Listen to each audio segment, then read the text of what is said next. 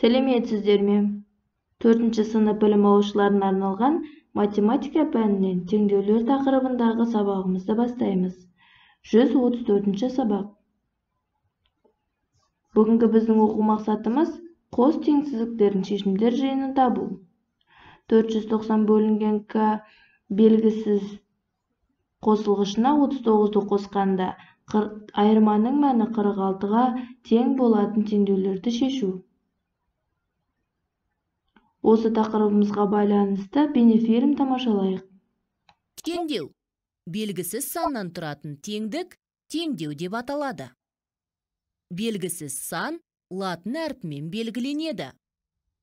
Теңдеуді шешу дегеніміз теңдік дұрыс болатындай белгісіз санның мәнін табу немесе мұндай мәндер жоқ екенін дәлелдеу.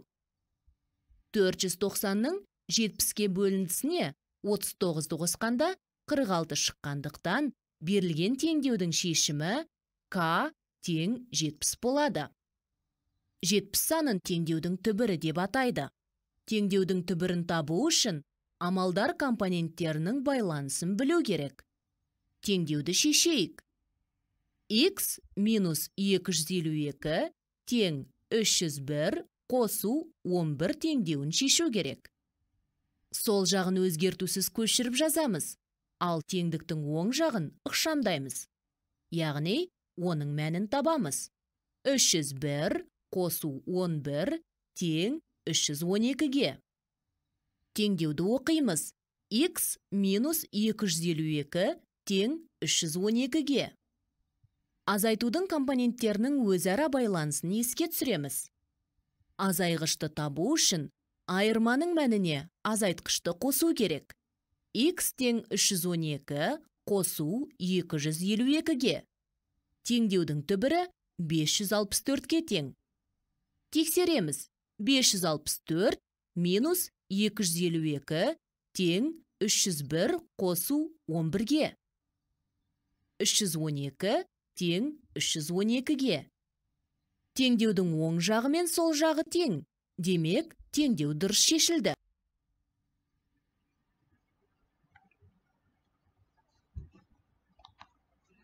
Есіңде сақта, күрделі теңдеулер екі немесе одан да көп арифметикалық амалдардан тұратын теңдеулер. Біз өткен тақырыпта телескоппен танысқан болатынбыз. Ендеше, телескоптың қанша теңге тұратынын, бағасын білейік. Ол үшін бірінші тапсырманы орындаңдар. Оқушылар үйінде жас ғарышкерлер үйірмесі ашылды. Әрқайсысынан 2 данадан 2 түрлі телескоп сатып алынды. Телескоптың бір түрінің бағасы 78.900 теңге.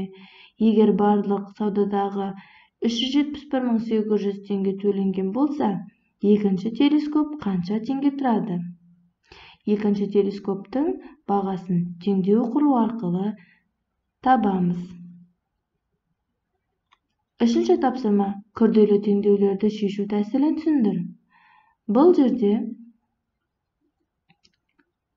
5 көбейтілген y белгісіз азайтқышынан азайтамыз, онда айырманың мәні 15-ке тең болу керек.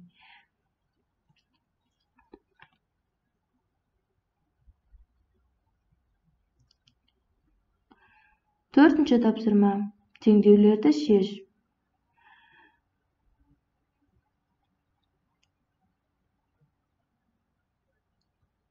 Бесінші тапсырма, тура осы 4-ші және 5-ші тапсырманы, 3-ші тапсырманы үлгі ретінде алып, теңдеулерді шешеміз.